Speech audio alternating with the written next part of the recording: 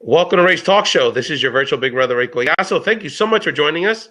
Race Talk Show is the talk show that helps hungry professionals escape the cage of a starved career for a life of wealth and personal satisfaction. Thank you so much for joining us. Again, this is your virtual big brother, Recio, and we always appreciate our blabistas, for joining us every Tuesday and Thursday night live, 10 p.m. Eastern, 7 p.m. Pacific. And of course, this is also for our podcast listeners. We always appreciate our podcast listeners that really birthed the Race Podcast and Race Talk Show movement.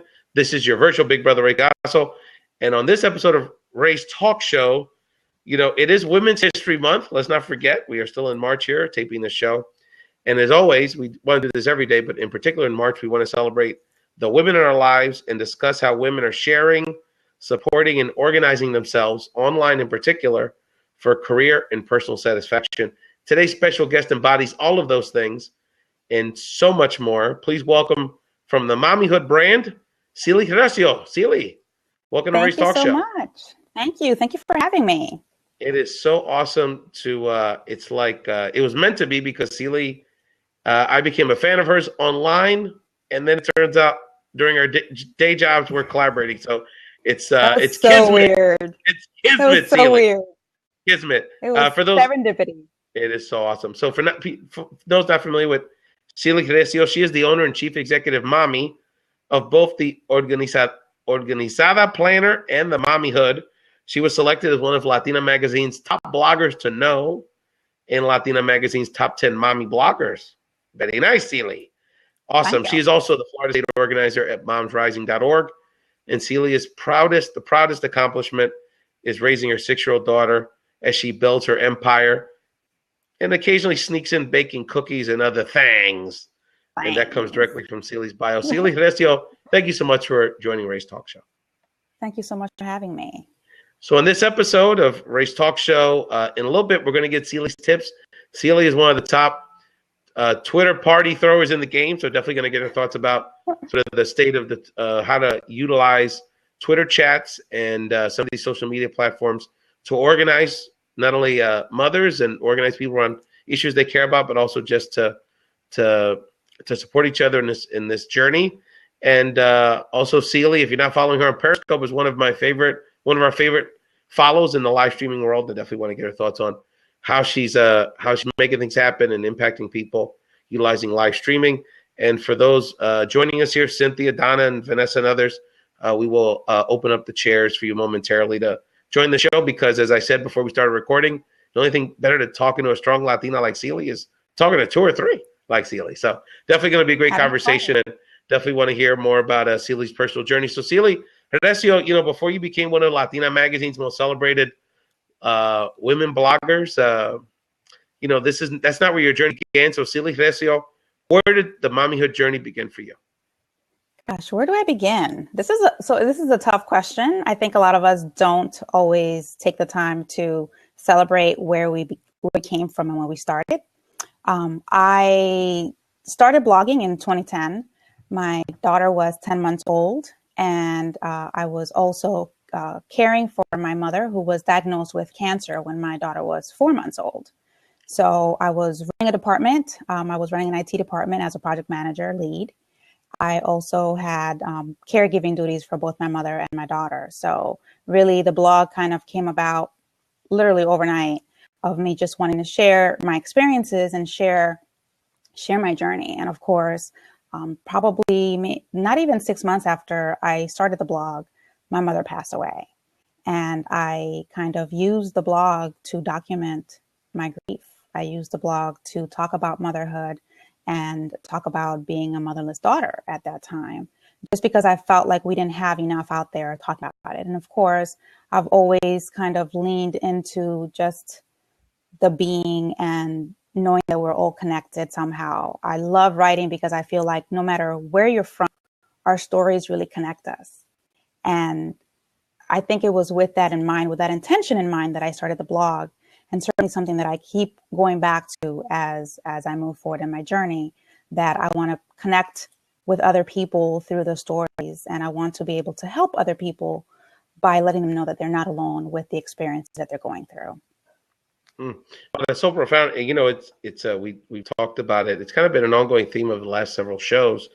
Is particularly I was thinking in particular about an episode I did recently with Ernesto Mejia from Cool Speak, who is a national motivational speaker and educational consultant for young people, and particularly young people that live in disadvantaged communities. And he was talking about how his company is really focusing on, when they work with people, about providing them these creative tools like reading, like poetry, like other forms of self-expression in the creative arts, to share this pain. And oftentimes, women are so much more better about sharing, and it's a particular struggle for the young men in our community. But how did writing, sort of sharing this journey you were going through as a young mother, and then as someone that lost their mother, what did writing and expressing yourself that way mean to you? How did it help you through that time? I think it helped me grieve. I've always considered myself a writer. And funny you say poetry. I remember, I think I won an award in poetry when I was in 6th grade. I've been writing my entire life. And so this was just a way for me to process the pain. And I always kind of have this idea that not that I don't mind, or not that I want to, but I feel better understanding that I'm able to help someone else through my pain, that I'm able to, show that progress to someone and let them know that here I am on the other side. So that really, writing about it, and some things were really heavy. I wrote a post specifically. I didn't realize it then, but it was 5 days before my mother passed away. And it was kind of when I realized that she wasn't really in denial about what was happening, but that she was ready for whatever was happening. And I've gone back and I've had to read that again, because it just brings back the surety of what she knew at that time, and the surety of, and the calmness that I felt at the time, and the comfort that I felt understanding where she stood with it. So it helped me process. I've had other people, unfortunately, that I have experienced the same thing, that I've been able to send to those posts that I've written. And actually, one of the things that came out of it was this past fall, I released a book, a self-published ebook called Not So Merry and Bright. And it's about, getting through the holidays and the grief, when you've dealt with grief, and when you kind of have that present during a time when it's supposed to be all happiness. So it's helped me, I think, process my grief. It's helped me put words to things that I didn't realize, I could put words to in the past. This was my biggest fear.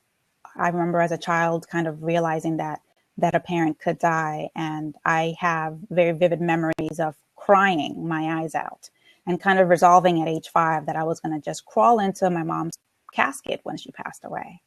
And so, living that out and seeing my daughter reach to my mother in the casket kind of brought back that feeling and that pain that I felt, but understanding too that I'm here because of her. I'm stronger because of what I've experienced, and life goes on. One of my, I'm so lucky to still have my mother, and she's, I think she's lived a very, very clean life. I don't think the woman's had a lick of alcohol, or she gets her rest, and and she's very healthy for someone in her late 60s. But she's in her late 60s, right? So the other day, it's a long story, but basically, I had a relative have a flat tire in the neighborhood where my mother lives late at night a few weeks ago. And, long story short, well, I'll just knock on DT's door, and, we can, I can call AAA or something. And long story short, it was bedtime, but it was, she didn't answer the door, and she doesn't pick up the phone. And my brother's calling me at 1 a.m, and mommy's not opening the door. And long story short, woman's just sleeping. So it took a minute to kind of, get her attention, and Right. And her hearing's not the best. But, long story short is that there was a 20-minute period at 1 a.m. where, kind of my life, her life flashed before my eyes. Mm-hmm. And it, and I'm like freaking out and, calling her at 3 a.m, like, "Mommy, I love you." And I'm crying. And she goes, "I was just sleeping. I'm fine." But it's just, it's those little things that make you realize how precious life is and how the people that are most important to us are precious, are important, how truly important they are. And we have to honor them, whether with us and when they never leave us. They're just No, with they us in a don't. different spirit. The Absolutely. the other part of that, Sili, which is so touching, is that what was striking about your comment was your focus really was about how your story could impact and help other people go through the same thing. Mm-hmm. And one of the things that is so beautiful about kind of we often either from a commercial perspective or just sort of a salacious perspective, the dumbness is celebrated in the mainstream is kind of like what these platforms are most known for. But the reality is, there's so many like-minded people that use them for to develop their own community to address whatever's their needs are, whether it's a technical skill or going through a similar personal situation like you were. So share with us for a minute is that it seems like that experience really sort of, besides helped you get through that time in your life, it really sort of opened up, seems like it opened up for you your eyes to the possibilities of how these platforms could impact other people. Absolutely. So it was 2011 was a very life-changing year. In a span of 9 months, I lost my mother. I broke up with the father of my child, and I lost my job in 9 months. And I always think it's telling because it was 9 months, and I always see that as kind of like a time of 9 months, and then this thing birthed itself.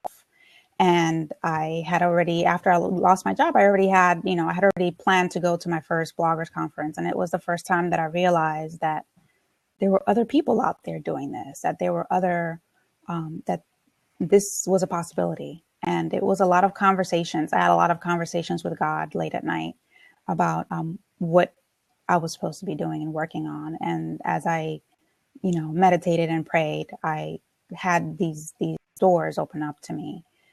And so that's the reason why I'm here. And it's interesting because I would imagine that when you created your voice online, I would imagine that on some level, it's helping you realize there's other people going through your experience. But then on another level, there is even when you started a few years ago, there is a healthy amount of, for lack of a better term, mother bloggers.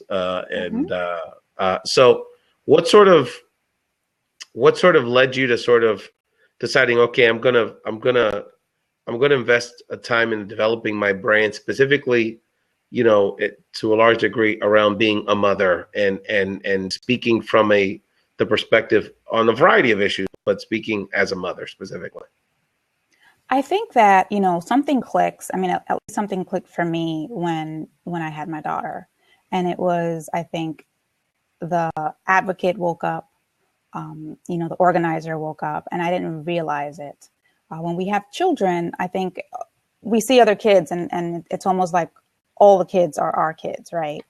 Because we identify with them from a different perspective now. It's not just, a child crying. This could be my child crying.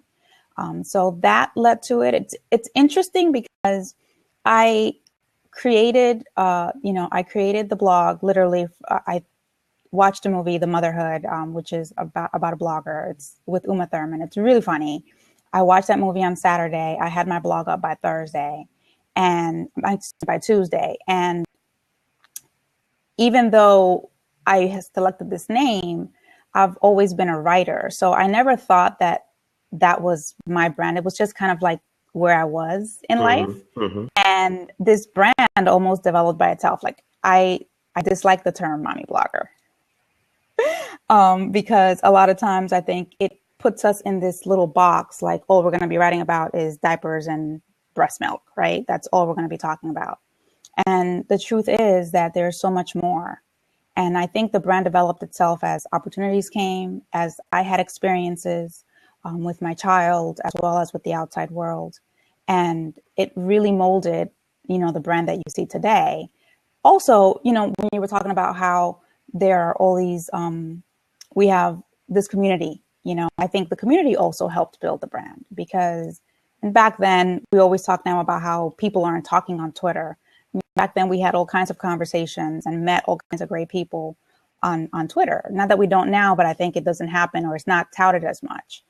So I feel like all of those pieces together kind of made up this brand because I didn't set out to say, this is all about having children or all about, my being a mom. It was more of, I am a mom. I'd wanted to be a mom for a very long time. I was diagnosed with endometriosis in my late 20s. My chances of being a mom were very low. They dropped to 60% when I was 26 and was diagnosed and kind of went down every year since. So for me to have been in this space, it was, I think too, it was kind of like my homage to being here, which, the reason why I kind of built the brand around it, because I never thought I would be. A side note on endometriosis and until you become, in my case, until you become, you're in a relationship with my wife and until we decided, we wanted, it was the time to have kids. And, I just had no idea. There's all these complications like potentially endometriosis. And anyway, it's just something that unless it's in a whole other conversation, but, and I'm not an expert, but one of the things that in my personal experience as the husband that I found, Sili, is that, it's such trial and error because, we tried for 5 years and, unless, really with my wife's leadership sort of went the extra mile to try to figure this out, we just would have never known. And it gave us the opportunity to kind of, then we knew what were some of the complications. So, but anyway, it's heavy duty stuff. And then a couple of things, Sili, that you mentioned, I think are very important. The first thing is we talked about it on our show last week that I did with our co-host Maria Florio, who relocated to, she spends her summers in Italy. So she's not with us today. The time zones are going to be a little screwed, but you'll see her around. She's good people. And we talked about, in terms of one of the most important things when you start to develop your brand is to start producing content. Even if you don't know what the brand's going to be, it's like you said, it's like you started producing content and the brand sort of evolved to that, partially because of that's where you were and that's the voice you were projecting. And part of it is sort of the audience reaction sort of leads you in that direction, right? So it's very important to produce content. And the other thing you said is that, many people may believe that if they wanted to start something like a quote unquote mommy blog or speak to an industry that's pretty popular online, whether it's technology or another popular area, is that actually shouldn't discourage you. It actually should encourage you because that means there's an audience for it. So Absolutely. The question is, how do you just share your distinct voice and find your particular niche within, in this case, a relatively robust online content area. So Sili, how did you do that? Because I must say look, Latina magazine doesn't acknowledge slackers. And, obviously you've produced some really high quality work in your content. How have you found sort of your unique voice online? Well, I think you jumped in the other day on my scope when I talked about how do you find your voice, because people always ask. And I think you need to know the intent that you're going to have. What's the intent? Why are you creating this? That helps. I feel that sometimes as you're going through, you tell your story. I tell people all the time, and sometimes people take this as I'm cocky, but I have no competition. And the reason why I have no competition is because no one else has lived my life and no one else knows my story like I know my story. That's right. And so many of us, I think, sit around and think about what others are doing or, hey, they're doing the same thing. And I say all the time, no one can give me what Ray can give me. No one can tell me a story like Ray can tell me a story. No one can share what they've gone through unless it's because it's your story. And I think a lot of times we get caught up in what we see and, oh my gosh, there's 1,500 other, what is it? I think we're like 2 million blogs a year that are launched, some crazy number like that. That's right. But, but it's not you. That's right. And as you, like you said, as you're developing your brand, I mean, your voice is your voice. I like to think, and some of the biggest compliments that I've received is that in person, I sound the same as what you read and, what I tweet and what you see on Periscope now. And I take it as a very big compliment because it means that I'm being my own self and I'm being authentic. I'm not using anyone else's voice. I think a lot of times we get lost in what we can get, what we can do. Well, I want to do this blog because I need to make money, or I want to get exposure, whatever the case might be, as opposed to I want to tell my story. It's really the basic of what story can you tell me? And finding your voice is as simple as making sure that you know what your intent is and being true to your life story, being true to yourself and being true to your experiences and having courage, because sometimes it's hard to write those hard stories. That's right. No, it takes a lot of leadership and belief in yourself. And Sili, you hit on so many things. I was last night part of our sort of representing for Women's History Month and some of the work that you and I do sort of in our day lives, in our other lives. I was at an event of women business leaders and community leaders, a symposium, and 3 of the 5 panelists were Latinas. And it was a really nice event geared towards leaders in this part of Pennsylvania that I was in yesterday. And one of the women who runs a nonprofit organization that we do a lot of work with, she talked about how she used to have a lot of apprehension doing these kind of events because she doesn't have her, she had a rough upbringing and she doesn't have like the typical path in terms of her education and her career. Credentials. Yeah, the credentials that, the sort of, similar to people on the dais. And and she's fantastic. And I think she's sort of getting over that slowly or surely. But the fact that she's real about that, I think really kind of connects with her audience. And when she got off stage, I said, her name's Lorna. And I said, Lorna, let me tell you something. I said, I totally appreciate why you would feel that way. I grew up in the hood. I get it. But I said, this is what you have to understand. Your message is going to penetrate and be much more relatable to a lot more people than these women's message. And the women up there were great and very down to earth. But the reality is, people that work on Wall Street, people with MBAs, people that have, run $50 million companies. Look, I hope to be there one day. But my point is that, there's a lot of their style is just not going to relate to, most people are just not going to really relate to that. Unlike, her story. And so, I think that's so important because I think people with our background, Sili, oftentimes see their resume and their background, and even where they grew up is like this like burden. It's like hindrance. Even it's like there's a guilt to it. It's like, well, I'm from there, and there's these things that happened there, and my uncle did these things, and it's like, shit, you didn't even do that stuff. You're gonna feel bad about something you didn't even do.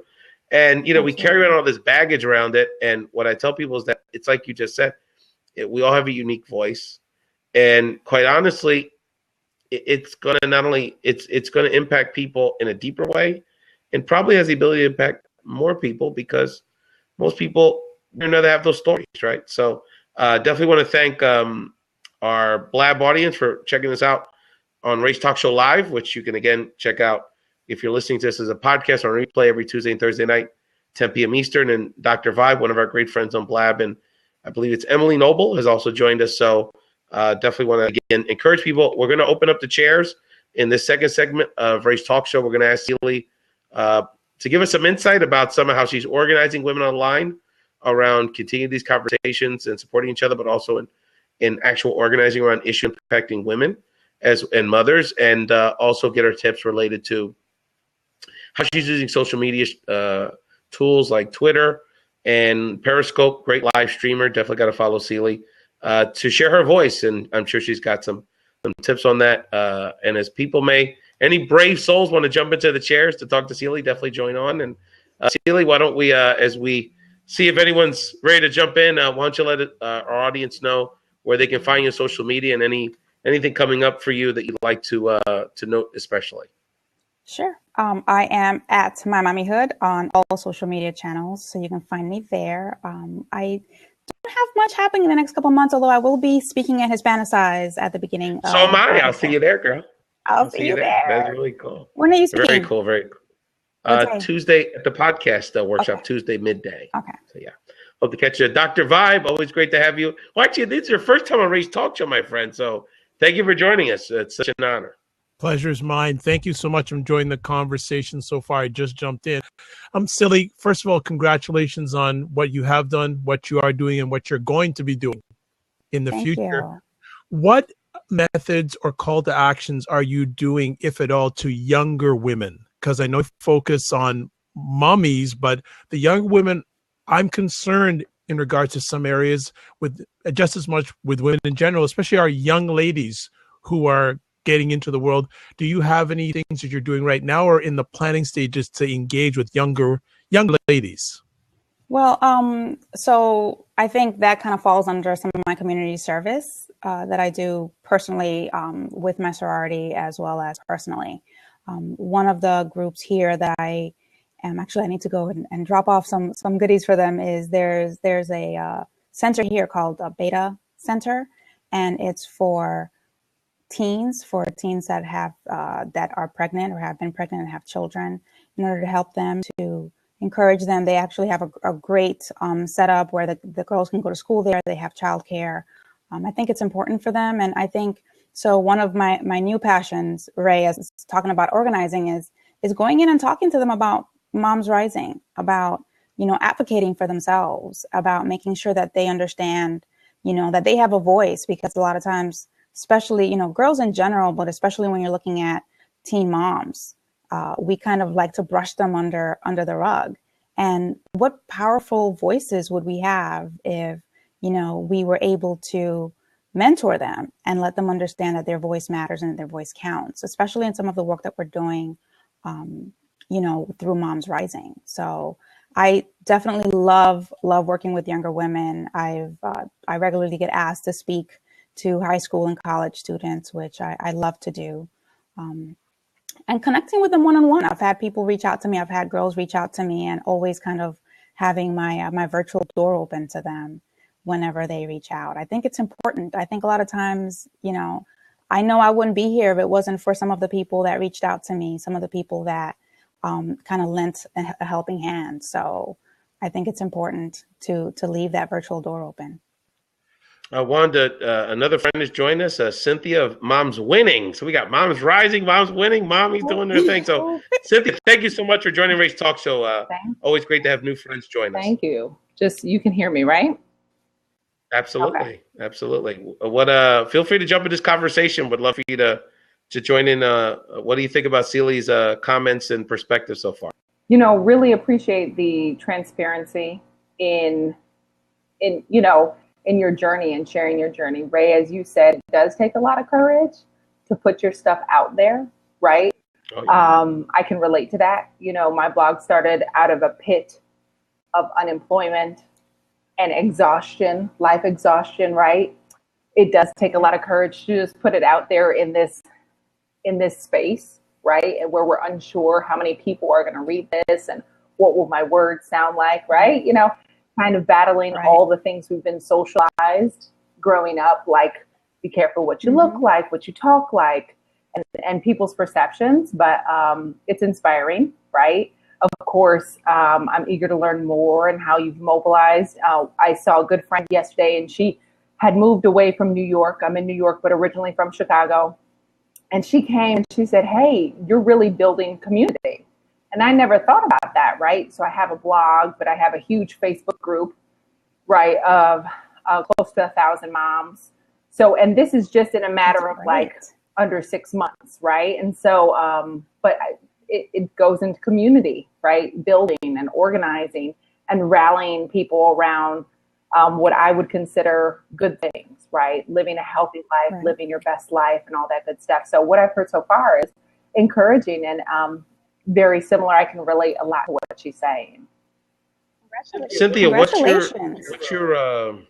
for your blog platform, what's your particular, So it is, for lack of a better term, niche, or is there a particular type of woman or a particular type of person you're trying to connect with? so it's just all moms in general, right? That is what I would consider my niche, right? I do a ton of things, but it did start off as a blog, and it's more of a lifestyle blog. So I'll share recipes or organization tips. I would consider a lot of the topics to be life coaching, just because my professional experience is of over 10 years is in leadership development in more of a corporate setting. And what I'm doing now, Really?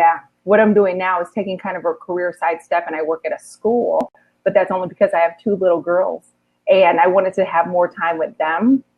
And so I use all that leadership development in kind of parallel work to motherhood, because I think there are a lot of similarities on how we manage organizations and how we manage homes.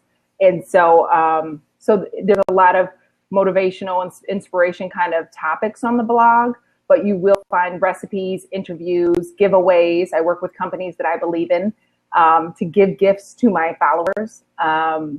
You know, so that is kind of like the platform. And of course, I'm on all the social media outlets, but my background is in something completely different. Nothing wrong with that. We're all trying to reinvent ourselves here. That is really cool. Sili, I wanted to ask you. I have a question for Dr. Vibe in a second related to this, but I wanted to ask you, Sili, that you know, one of the things I'm so impressed by is your ability to organize, in this case, women and mothers online around issues that are important to them, and you deal with a wide variety of important issues that, and you and I have even collaborated on a few things at this point. So just kind of, if we have people listening to this or watching that are passionate about an issue, maybe they have different levels of sort of experience just sort of producing content online or engaging people online, but maybe not much past sort of a social level. Where do people begin when thinking about organizing, in this case, organizing like-minded people online? I think so. So, you know, that's some of my work through Moms Rising. And if you head on over to momsrising.org, you'll kind of see some of the issues, all of the issues actually that we work on. And it's really, you know, it started as an online and now kind of grassroots organization for, you know, family economic and security issues, things that matter to us, things that are important to us. And I didn't realize that this was important to me.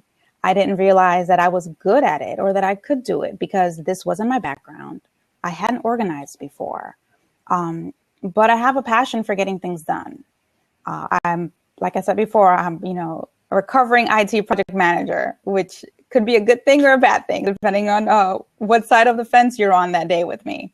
But so, you know, having that background helped kind of put things in place for me, but really going through Moms Rising and understanding that they opened their arms to me and were willing to teach me what I didn't know, and just kind of empowered me. I think we all need to be empowered, you know, when we're talking about organizing and advocating for ourselves. We feel that if I can't rattle off all of the stats to you, then I might feel like I shouldn't be in the space. And that's personally my issue. I can't rattle off numbers. I can't, you know, tell you, so I need notes if I'm going to be doing that.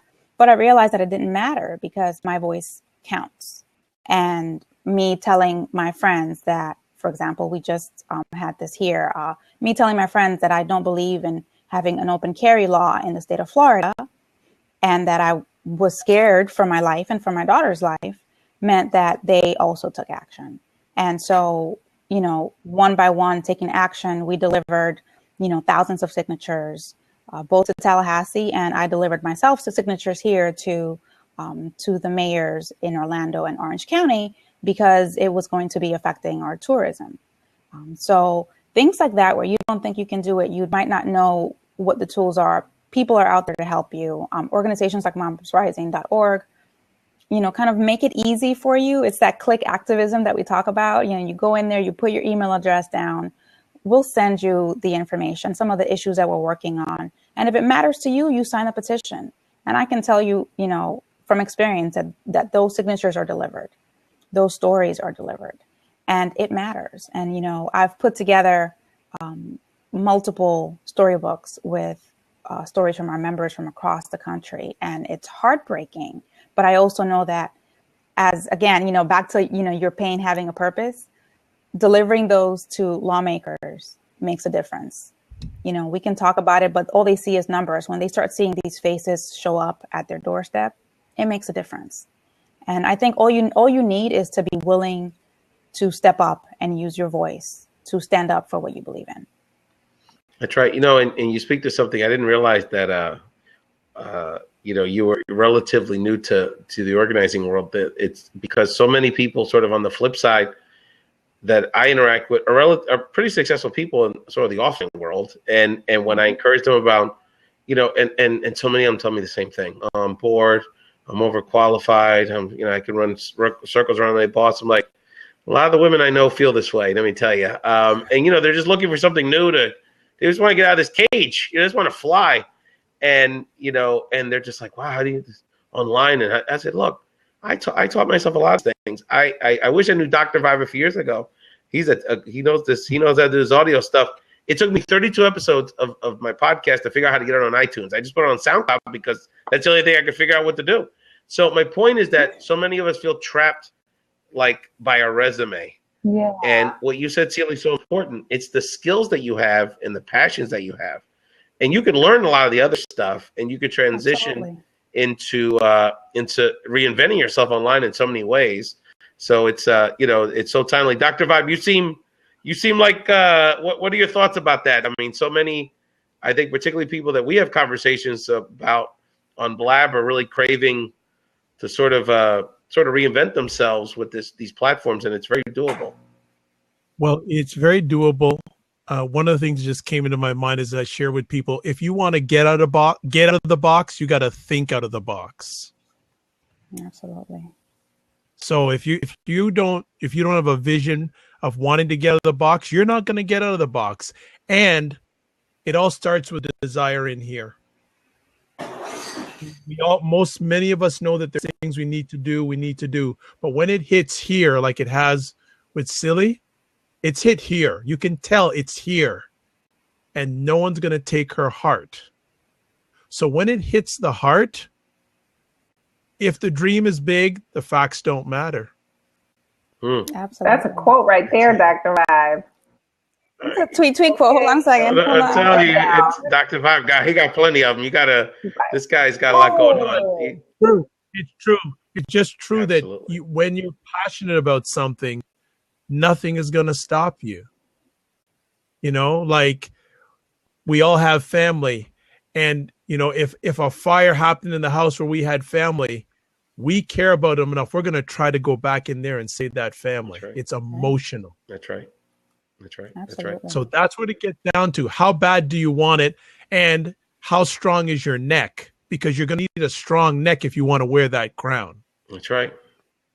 Absolutely. That's right. Sili, I wanted to ask you one of the tools that you use really effectively is Twitter, specifically Twitter chats, Twitter parties, however you want to talk to them about. And it's really fascinating to me because, you know, some people may associate that with things that aren't like real substantive, but you're really motivating people, organizing people, informing people using that tool. So I just wanted you to, for maybe people listening to this or watching either live or on the replay, give us some advice about how your thoughts about how you're using that tool to inform people, and if people are thinking about using that tool for either marketing their product or fostering these kind of conversations. Give us some thoughts on that. So, I mean, we've done like the Twitter parties, right? The brands and things like that. And I think I was first exposed to the power of Twitter as a collective when I think it was maybe 4 years ago, when I was selected to be a social good fellow with the UN Foundation for Shot at Life. And so it was my first time doing it. And the idea that my words could be used, that my tweets could be used, and that each one of those tweets could then help give a child a vaccine. You know, like, what are you talking about? Who does that? Right. So that was really the first time that I think I saw it in mass. I had the great privilege of also being asked to come back. And so we did the same thing this past year, and we blew our numbers each year, which was amazing, right? So we were able to provide these vaccines to kids that need them. I mean, here we have the vaccine discussion all the time, but in other places, children are dying to get them, quite literally. So that was the first time I saw it. And then coming into Mom Rising, we had some standard chats that we did from week to week, and I have the great privilege of moderating the Wellness Wednesday chat on Wednesdays around health issues, wellness issues, and things that affect different communities. I love that I'm able to provide that not just for one community, but across the board. So, and it's been amazing what we've been able to do. As we see the numbers week to week, we have different topics, and I think that a lot of times people think, I always say I used to joke a lot about hashtags on Facebook before Facebook got hashtags, and then people on Facebook had no idea what I was talking about until these crazy, if you look at, these crazy hashtags come out of, and it's usually out of Facebook, where people don't realize that this is a measuring tool. This is how you track. And so if you are mobilizing, if you are putting together a campaign, big or small, I always say, in my course that I had, I always say, create a clean hashtag, something that you can track, something that you can follow, something that people will remember so that they're able to jump on if they need to. And ask your tribe for help. I mean, whenever I have a new ambassadorship, whenever I'm working on anything new, I let, my ride or dies know that, hey, this is happening, this is coming out. If you see this hashtag, or, can you help me and help spread the word? So definitely back to that community. And back to mobilizing, I think, again, we're passionate about what we're passionate about.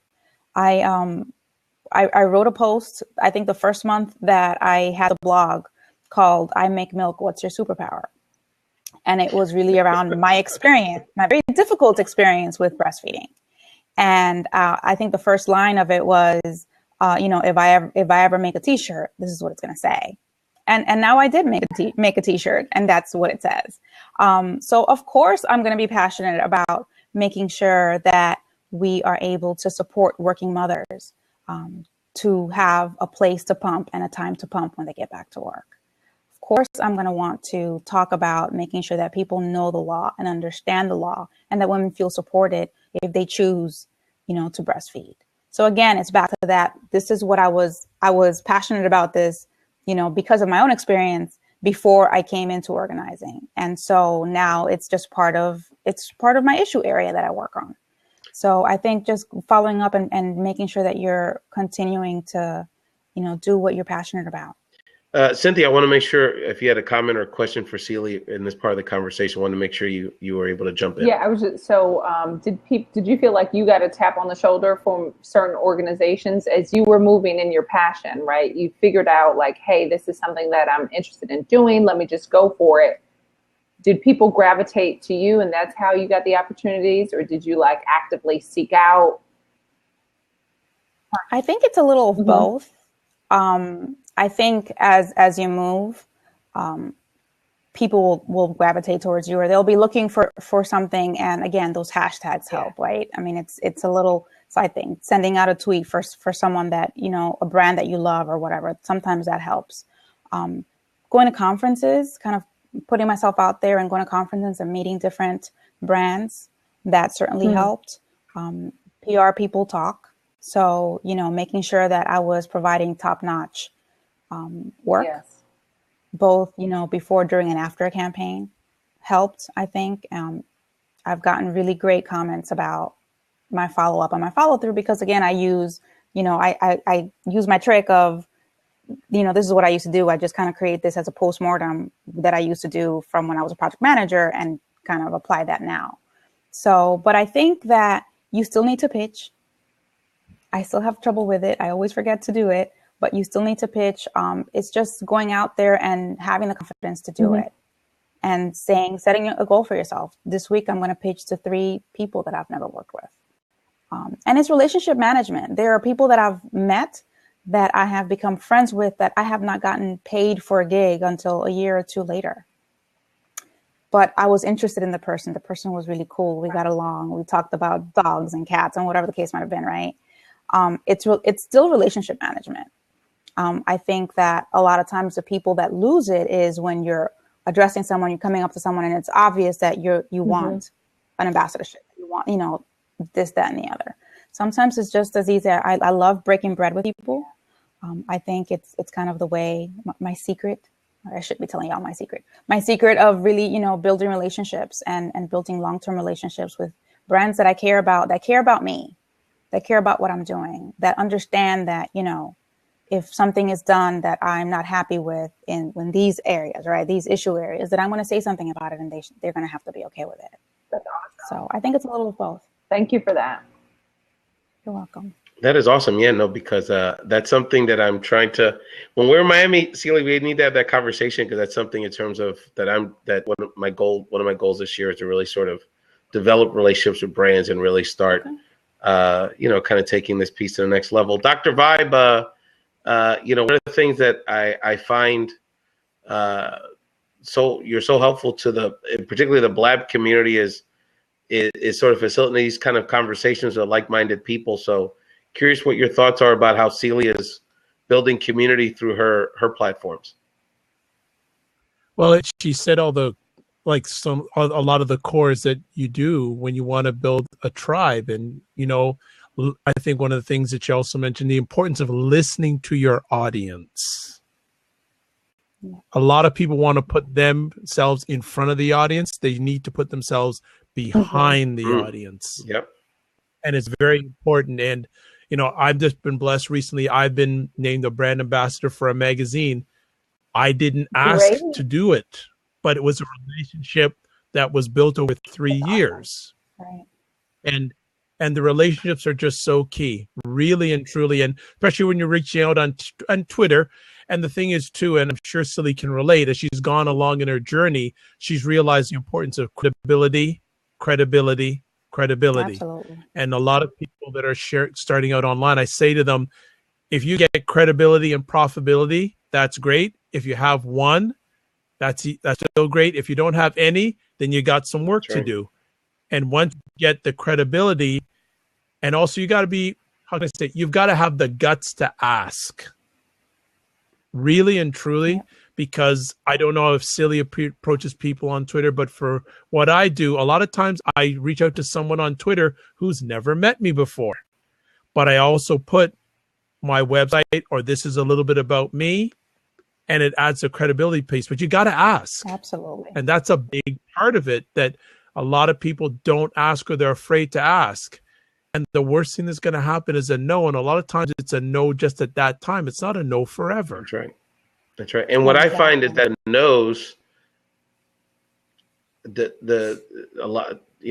got a no recently. And as I thought about it, I'm like, I'm glad they said no, because it wasn't the right fit. It was just me trying to, hey, just trying to make this happen, in terms of trying to build a business around what we're doing. But you're absolutely right about that. One thing I'll just add quickly is I tell, especially people starting out, the more no's you get, the closer you get to absolutely. Yes. Absolutely right. That's right. And it's the yes you're really going to want, right? So it's I've shared this many times, but I began podcasting after about 3 months of being really bitter over the fact that I didn't get a promotion, and that I felt I was going to get. And so, you went through these bitterness and you go through all these changes about it, but then it was such a blessing, because it forced me to really realize that at the end of the day, I didn't really want that promotion anyway. But it forced me to realize what I really wanted. And what I really wanted was something different, and something that I was going to show a lot of leadership on, and sort of chart my own path. As I've been thinking about it, and we talked about it on the show the other day, is that I'm a believer more than ever that it's not about the life. There's these crossroads. You don't know which way to go. You know which way to go. Is that direction? There's a big toll on it. And the question is, are you going to pay the price? Are you willing to pay that price? How bad do you want it? That's right. And it's scary, because it's like, do I have easy pass? Do I have the exact change? You think about all the reasons that it's going to be a challenge, but at the end of the day, it's it's you know which way to go. It just may seem scary to you, and that's why I think I have a conversation. Bringing us together is so important so we can support each other and through the fear. What were you going to say, Dr. Vi, please? Lily, I just want you, I know we don't have a lot of time, but just to share with our audience the importance of relationships in your journey. It's the reason I'm here. It's the reason why I was able to, it's what brought me to Moms Rising, online relationship, because that's how I got to know them. That's how I met them. It's how I met the President of the United States. It's how, I was given an opportunity and a chance to work on some really amazing videos for Disney. It's all about relationships. I mean, everything that I have as far as my brands, it's been some type of relationship or another that's gotten me there. Whether it was a friend that recommended me for something, whether it was, me meeting someone that liked me, that we got along, that we talked, had a conversation, or me sharing a part of myself that was difficult and hard, and someone kind of thought, hey, I want to know more. All of those things, all of those ways that I met people. I had people, and it's really interesting because I see sometimes how bloggers don't help each other, and I'll be the bad one in the group. Latina bloggers, especially, a lot of times do not help each other out, even though they give the pretense that they do, which can be harmful to us. I will say that I've always had someone kind of. We're going to have that conversation after we'll have the conversation later. After we turn off the recording. That's right. Talk show after dark. I need wine on that one. A little bonus coverage. Bam. So, it's the whole idea. I think relationships got me here. Relationships were the reason that I was able to grow when I was a book buyer. Relationships were the reason that I was able to grow into being an IT project manager from being a book buyer. I mean, who does that? Who moves from that? It's important. And I think that a lot of times people look at what they can get out of you as opposed to what they can give you. And that's the difference. A lot of times, again, as we're talking, it's like, oh, I can talk to you about this one thing. This is great. Well, what do you need? And I'm always the connector. So I'm always sharing of myself to a detriment at times. But that's kind of how I connect. I see it. I see people. I'm talking to people. And I always say, and someone always says this to me, like, I bet you Sili knows someone. Sili probably knows someone. Because as I'm talking, it's always like, well, I know someone, right? You need somebody to help you with that. You know what? My girl does audio work. She can help you out with that. I mean, that's always how I've been. And I feel that Absolutely. I'm here because, the universe has given that back to me. Mm-hmm. That's right. Sili, I wanted to definitely make sure we stole a few minutes to talk about your work on Periscope. You're definitely the people, one of my favorite people to follow on Periscope. What work? On Periscope? I always feel like I'm never on there. I always feel like I'm never on. So that's I will share that with you, that I always feel like I'm never on there, like I'm never on there enough. My Periscope coach, Tawana Brown-Smith, is going to kill me because I'm supposed to be on every day. And I'm not, but it's a really great platform. I love getting on. I love interacting with people and sharing, again, back to listening to your audience. I think there you get that instantaneous feedback of, well, talk to me about this or talk to me about that, or, getting ideas for what else you might want to talk about. I've gone on, I've talked a little bit about blogging. I've talked inspirational. You've done some shenanigans on there. Like I think today I was at Disney and, just kind of, we were just chit-chatting. My daughter and I were just chit-chatting. So it's a great medium and it's a great way. It's also wonderful because you can repurpose that content. For a while now, I've been talking about getting back to reviewing books on the blog. I hadn't had a chance to. So 2 weeks ago, I finally did it. I started doing a scope about them. So, and cool. I did the scope. And guess what? I uploaded it, threw my overlay on it. And now that scope is on a blog. So repurposing that content, Awesome. And it's important. And it's fun. I think people, should get into it. Yeah, no, and it's one of the things I like about your Periscopes is that it really does feel like we're getting like a behind the scenes on you, even though, I mean, I didn't see you at Disney today, but, like you'll be like in your office or like in your car, and it's like you definitely allow us to kind of be there in like in not a structured moment. You know what I mean? Right. This is literally like you at your desk doing what you got to do. You're not, so you really come off very authentic on Periscope. Cynthia, are you using Periscope, or do you have any questions for Sili about Periscope? I'm not using Periscope a lot. For some reason, like Dr. Vibe, I prefer conversations. And I know it's almost like, for me, as a former, my background is in HR, right? I've done tons and tons of workshops and facilitation workshops, right? So sometimes it feels like as if I'm just presenting to an audience who doesn't even get to ask a question, right? You know what I mean? You've been to workshops where they just talk for the entire time and there's no interaction or activity. I think I just need to try it again, but when I get out there, no one's there, people show up. Yeah, even if no one's there, I think I take it as practice, and it's good. If you think about your content, then it's almost good when no one shows up, because you can just do your spiel, and then that's great content without cuts and questions that you can put up on your blog. Yeah. So that's how I try to think about it. Yeah, I use a lot Mevi, which is sort of a similar type live streaming service. And one of the reasons I think I like to use Mevi is that because it's not as popular. Not to say I don't get an audience there, but I don't expect many people. But it's almost like it is a function, like you said, Sili, kind of work your material in a way. And in the case of, as you said, with Periscope, and I'm sure I use Catch, so I'm able to record that, keep those recordings, and you can repurpose that for all kind of things. So I think you're right. I think it's especially for people that maybe don't have blabs or aren't podcasting yet, because all of you should be, Cynthia. I'm looking at you. I don't know. Awesome.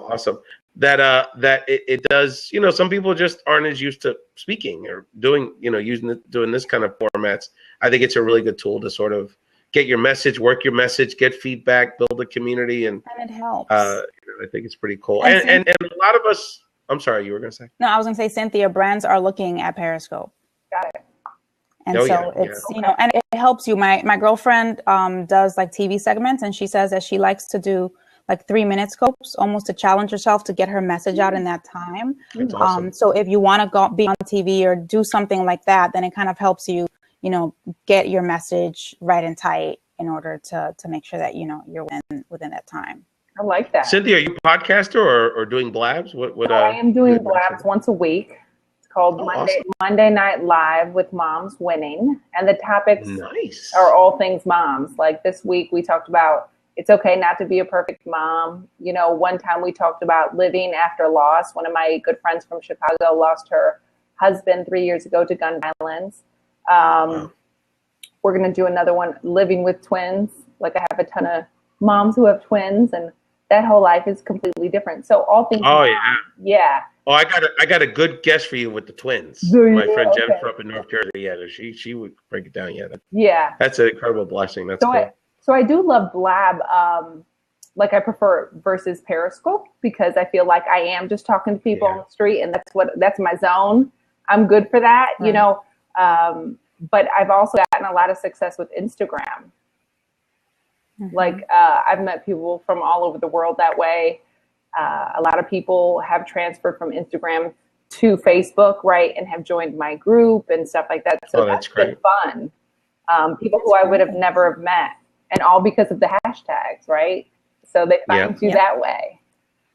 Hashtags bring you together. That's awesome. That's awesome. Cynthia, one of the things, I don't know if you're doing this yet or considering it, but you could repackage that audio and create a podcast out of your Monday show. So I record it and then I upload it to YouTube. Is that right?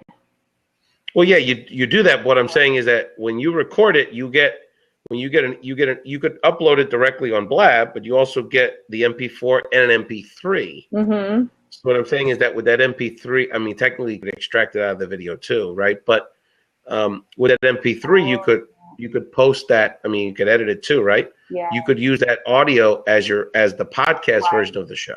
Right. So it's just something to think about in terms of another media to promote your, that product. Yes, that's a great idea. Thank you. So, no, I mean, I started this as a podcast first, and then, I'm kind of using it to do both, right? So I wanted to wrap up the taping of Race Talk Show and the podcast version of the show, and I want to be cognizant of Sili's time. It's a little late on the East Coast. I'm not going anywhere. We usually hang around for a little while, but I just, again, for the people watching this as either a replay or a audio podcast, wanted to wrap up that part of it. Dr. Vibe and Cynthia want to give you a chance to either ask Sili a final question and certainly let people know where they can find you on social media. Dr. Vibe, any final words on the tape version of the show? Well, I just want to say, Sili, 2 words. Thank you. Oh, you are most welcome. Thank you. And just keep on keeping on. Thank you. That's what I want to say. Keep on keeping on, because there are men and women that you have touched that you don't know and you may never know. So that should be enough for you to keep on keeping on. Thank you. I appreciate that. And Dr. Vibe, for those listening to the podcast of the show, give us let them know where they can find you on social media. Well, I always like to do the old school way. Yeah. Go to my website. That's where everything should be. So I've just typed in my website address, and if you're watching the replay of this, there's my Twitter handle. I strongly believe that you should have a strong website, because that should be your foundation. So I'm just going to leave it at that. Ray, thank you so much for sharing this wonderful lady with the world. It's most appreciated and not taken for granted. No, and as Sili talked about it earlier in the show, she started with sharing her message to, in her case, to sort of relieve some pain. And what ended up happening is that she ended up impacting so many people with her message ultimately, and that was really the ultimate purpose. I kind of, in my case, I kind of look at it in a similar vein in that I started this maybe on some level, to be perfectly honest with you, on a selfish matter to find my own voice, right? Try to figure out what I'm meant to do with all this that I got to spit out.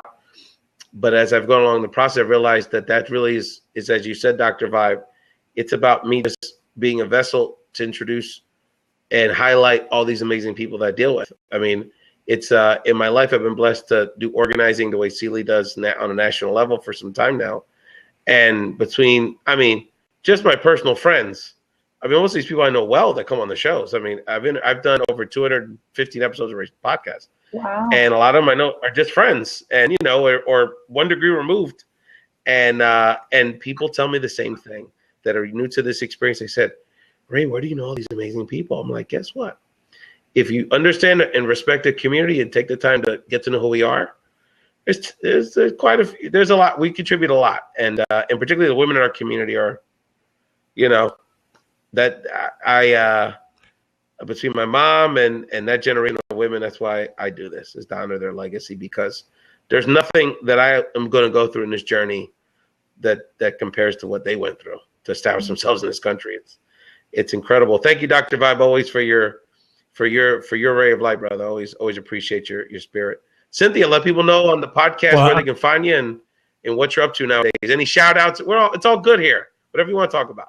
Shout out to Chicago. No, I'm just playing. I'm down with the Chi, girl. We'll talk about my life in the Chi. I went through a phase of my life where I spent a lot of time in Chicago. Nice. Yeah, let's got a lot of love for it. Offline. Yeah. Absolutely. Momswinning.com. That's the blog. On Facebook, Moms Winning. On Pinterest, Moms Winning. And Twitter, Moms_winning. And I just want to say thank you. This is such a pleasure. You see how the universe just makes it all happen. It was a pleasure. Absolutely.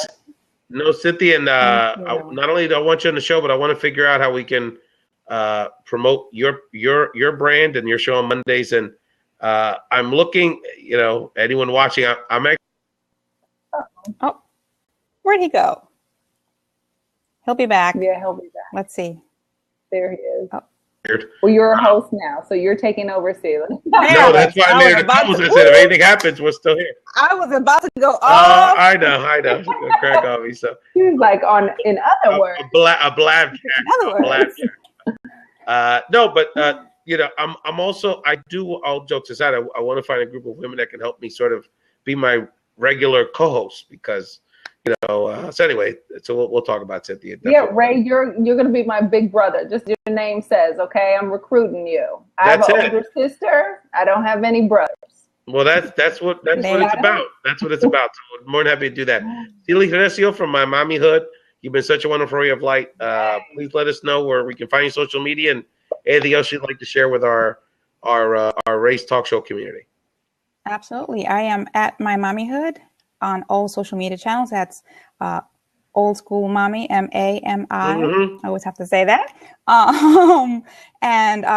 If you are, if you have an hour free on Wednesdays at 2 p.m., please join the Wellness Wednesday chat. We have really amazing and great information. That's Wellness WED at 2 p.m. Eastern time, where we try to tackle topics that are going to be impactful to the community. So that is awesome. That's where you'll find me. And always appreciate, again, those watching Race Talk Show live, watch the replay video of the show, and of course our Race Podcast community. Race Podcast, you can download, subscribe on iTunes or anywhere you can catch a podcast. And for all of our content, just check out BigBrotherRay.com. Sili, Dr. Vibe, Cynthia, thank you so much for joining this episode of Race Talk Show, and have a fantastic day.